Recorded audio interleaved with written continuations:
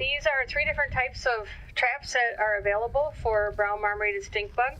I think this one, this Tedder's trap or a pyramid trap, many of you might be familiar with. We use this for plum curculio as well. The idea is that it looks like a tree stump and the insects are attracted to it, thinking they would climb up it.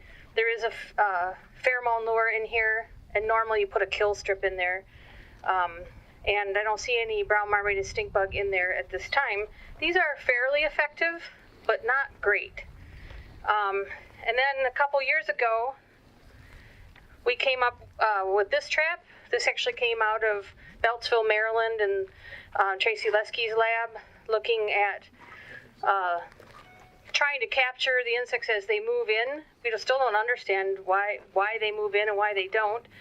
But it's a large clear panel trap that just kind of captures them as they fly in. We also do put a lure on it, and there is a brown marmorated stink bug on this trap. I just put these up last week. When was I here, Fred? Thursday or Friday. So we caught one, which is actually a little unnerving because you're in the middle of this block. We're not near the woods, which is where we normally would put traps and find them. So we're going to have to pay attention to that. And then this newest trap that is called a ghost trap because it, I guess, looks like a ghost at Halloween. I wouldn't be very scared of that, but it is, I'm touching it carefully. You probably should be wearing gloves. It is impregnated with delta methrin.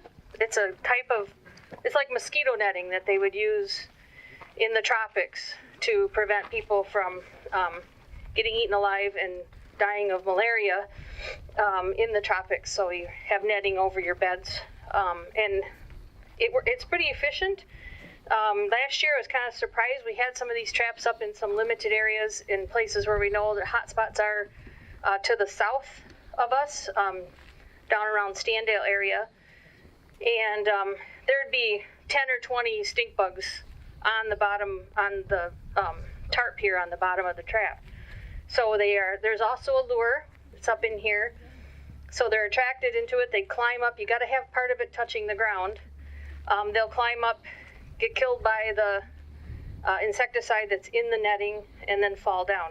You do have to check them, I think, a little more often because birds will come along and eat the dead bugs that are on the ground.